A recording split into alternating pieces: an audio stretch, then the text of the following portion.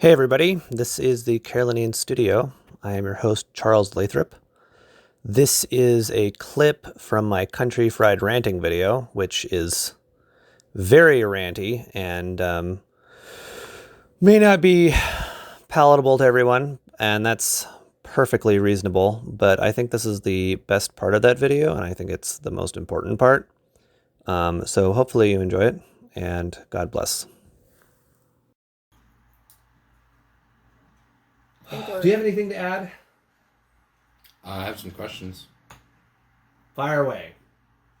Okay, so you mentioned earlier about how, like, from a perspective of an atheist, you kind of either want scientific proof, and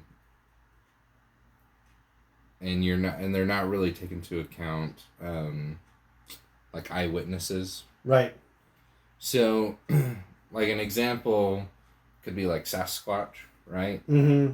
Where there's hard to find scientific evidence of Sasquatch, but Right. there's plenty of eyewitnesses. Right. So What do I say to that? I just think, coming from the perspective of an atheist, you might look at it as like someone believing in Sasquatch or aliens or something like that. I mean, that's not an unreasonable thing to bring up. Yeah. The thing about that is, if you say that you saw Sasquatch, and I tell you that unless you renounce Sasquatch, I'm going to crucify you in public, what are you going to say to me in response to that? If I did see one, well, Right. I'd probably reject it either way. You would probably say you didn't see Sasquatch. Yeah. Even if you had actually seen him. Yeah, that's a right. good point, yeah. You're not gonna die for that. Yeah. Even if it's the truth, you're not gonna lay your life down for that. Yeah. You're gonna say, I didn't actually see him. Because if I have the power to crucify you in public, along with everybody that you are friends with and everybody you know, and I'm going to do it unless you say you didn't see Sasquatch, you're going to say you didn't see him. Mm-hmm. But crucified in public with all of their friends is exactly what happened to the people who claim to have seen Jesus Christ raised from the dead. It's like, you don't get that unless they are absolutely sure. Mm-hmm. It's not like ordinary eyewitness testimonies, right? It's not like an ordinary eyewitness testimony.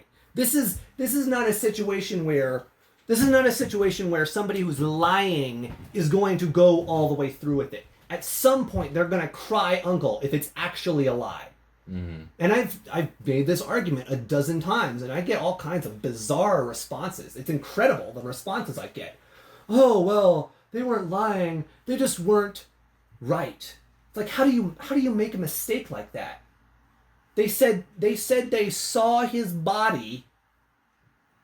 Right? There were people who literally took his body and put it in the ground. And then they said they talked to him, they ate with him, he appeared in a locked room with them.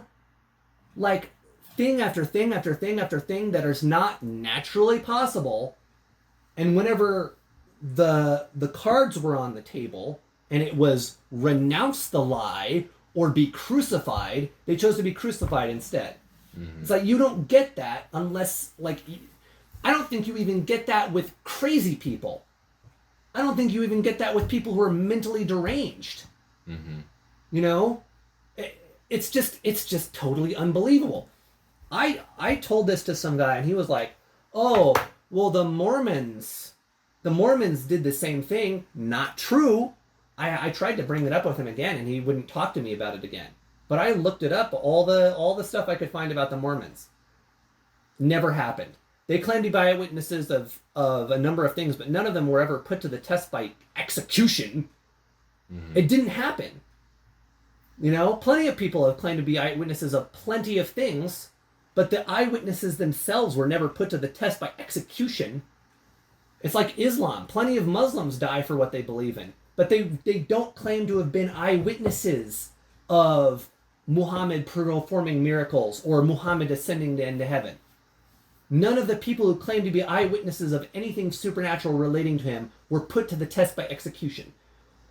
10 out of 12 of the original 12 apostles were put to the test by execution and chose to die rather than renounce what they had said they saw.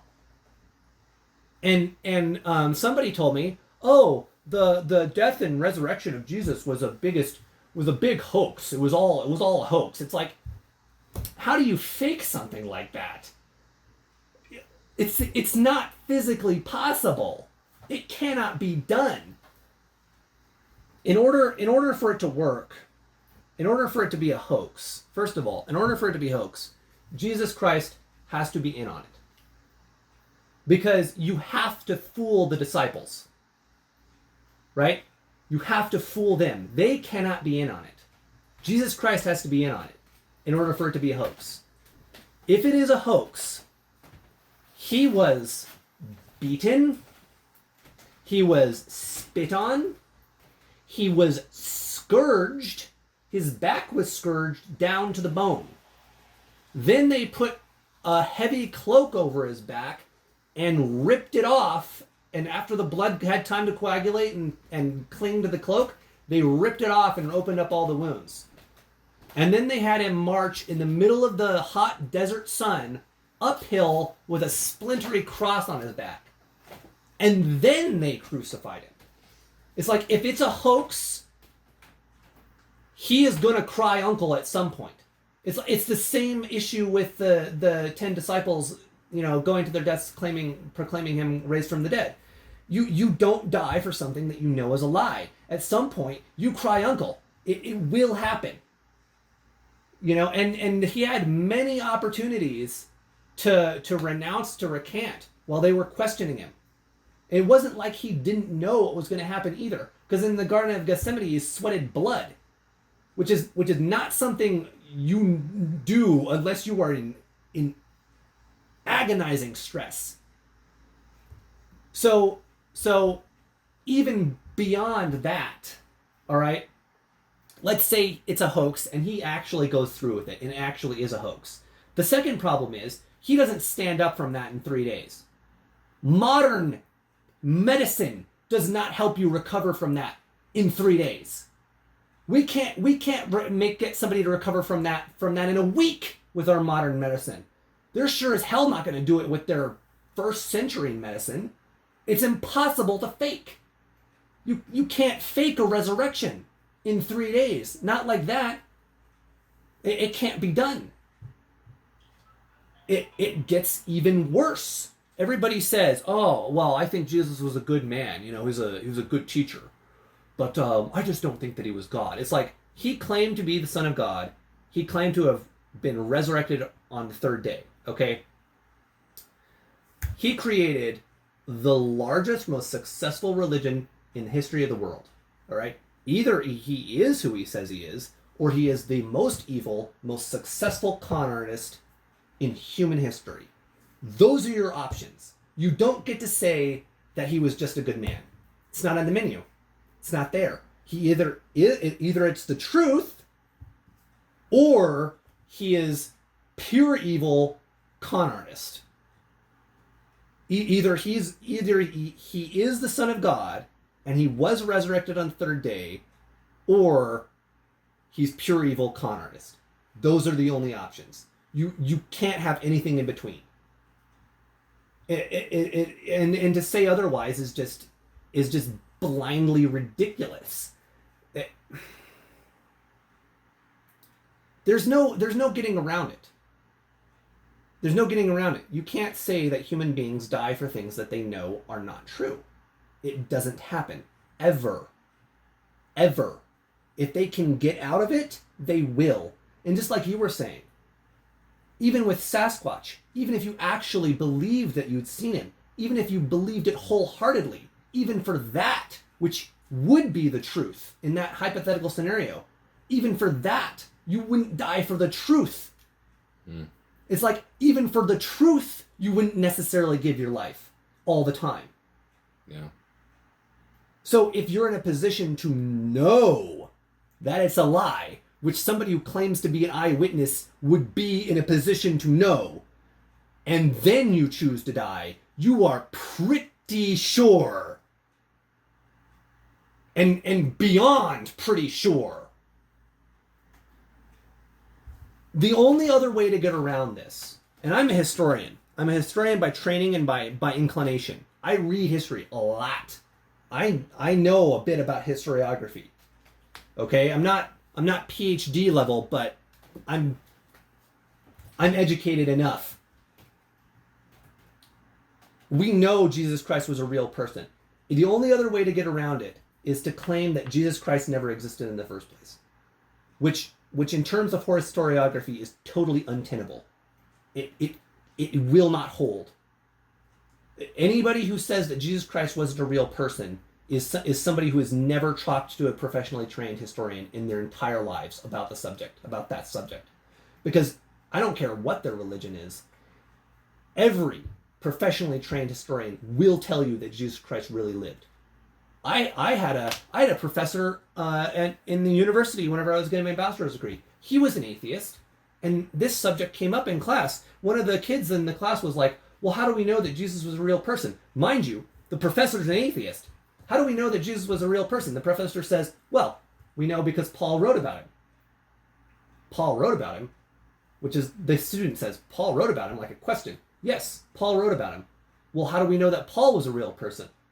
Because we have his letters. His letters? Yes, his letters. It's 90% of the New Testament. Those are letters. And we have them.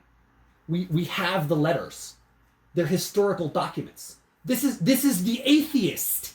This is the atheist professor. The letters are historical documents. We know Paul was a real person. We know that Jesus was a real person. It's not in dispute. It's like you cannot finagle or reinterpret or come up with an explanation for this. Either he was supernatural and evil, or he was supernatural and God. Those are the options. There's no other way to interpret that. Because you will not find human beings, even insane human beings, who will die for something that they know isn't the truth. And 10 of them, no less. Not to mention all the people who did the same who weren't apostles, of which there were many. So eyewitness testimony is not evidence, guys. It's not evidence. Just remember that. I didn't offer any evidence because eyewitness testimony doesn't qualify. It's not true evidence. I don't know what is evidence, but eyewitness testimony, it's not enough.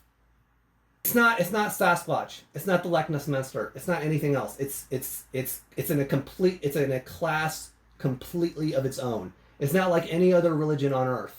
No other religion, no other fairy tale or fable. There's nothing else that can claim the same level of evidence as Christianity can claim in the blood of those who claim to be eyewitnesses. Nobody else has that. Nobody. So whatever you may or may not think about God or Christianity or whatever church abused you or whatever the heck else happened in your life, okay? You cannot escape this. You have to decide what you believe. And there are very few rational options.